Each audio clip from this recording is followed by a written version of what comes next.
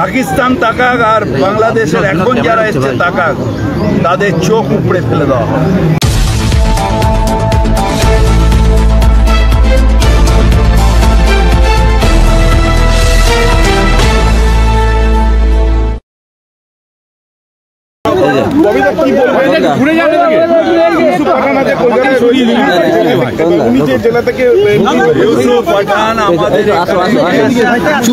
তারা এখানে এসছে আমাদের যে পোটাথন পোটের যে দৌড় তার গেস্ট হিসেবে তার প্রাইজ দিতে এবং মানুষকে উৎসাহ দিতে এসছেন। আমি ধন্যবাদ জানাই ইউসুফ পাঠান।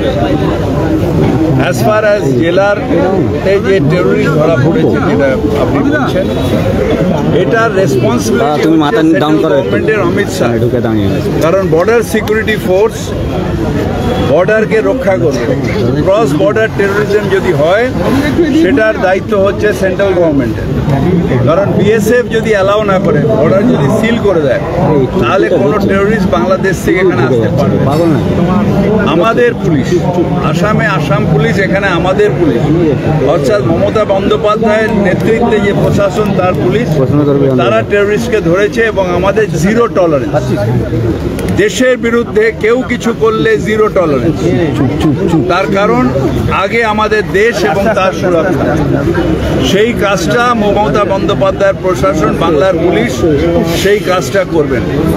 আমি অনুরোধ জানাবো স্বরাষ্ট্রমন্ত্রীকে যে বাবা অমৃত শাহকে যে তাচ্ছিল্য না করে নিজের দায়িত্ব করুন। যে সংবিধান বাবা অমৃত শাহের নেতৃত্বে হয়েছে, সেই সংবিধান অনুযায়ী আপনার যে দায়িত্ব, অর্থাৎ ন্যাশনাল প্রোটেকশন সেন্ট্রাল গভর্নমেন্টের দায়িত্ব, আমাদের স্বরাষ্ট্র মন্ত্রকের দায়িত্ব, সেই দায়িত্বটা পালন করুন যাতে কেউ পাস ওভার না করে যায়। ঠিক যে পাশের দেশ বাংলাদেশ থেকে এরা আসছে, এটা যাতে কোনো দেশ থেকে না আসে, পাস ওভার না হয়, সেটা দেখার দায়িত্ব ওকে এবং বিএসএফকে আরও বেশি জোরদার করুন। শুধু রাজনীতি করার জন্য আমি ওখানে বর্ডার খুলে দিলাম আর এখানে ঢুকিয়ে দিয়ে গভর্নমেন্ট কিছু করছেন না, এটা বলা ভুল। নিজে আপনি আচারি ধর্ম পরের শিখাও। আগে নিজের বিএসএফকে ঠিক করে যাতে বর্ডার ক্রস করে শুধু টেরোরিস্ট কেন, কেউ যেন ইলিগাল মাইগ্রেশন আমার বাংলায় না হয়। এতদিন থাকার পরেও একটা কথা আশঙ্কা প্রকাশ করেছেন এবং দাদা তুমি ব্যাগে চলে আসো তো, একটু ব্যাগে আসো, আপনি ব্যাগে আসুন, আপনার জন্য পুরো কাজও মাঝখানে কেউ দাঁড়ায়। কি বলবেন? ইনি এখন বিজেপির কথায় নাচছেন। অধীর চৌধুরীকে উনি হারিয়েছেন বিরাট ভোটে, তাই তার দোকান কাটা যা ইচ্ছে বলছে।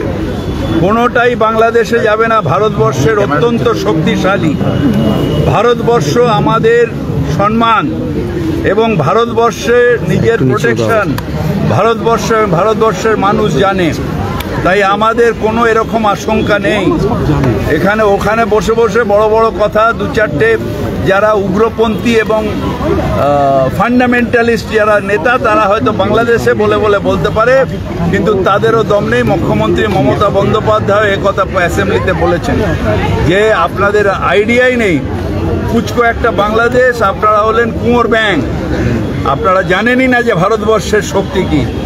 ভারতবর্ষের মানুষ, ভারতবর্ষের প্রশাসন, ভারতবর্ষের পুলিশ আপনাদের এই মনোকামনা কোনোদিন পূরণ করতে দেবে না।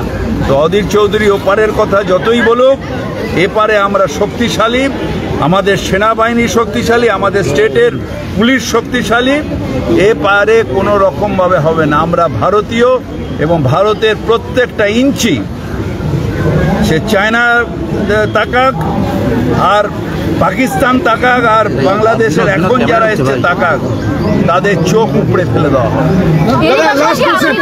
ভোটার আইডি কার্ড তৈরি হচ্ছে এরকম একটা বিষয়।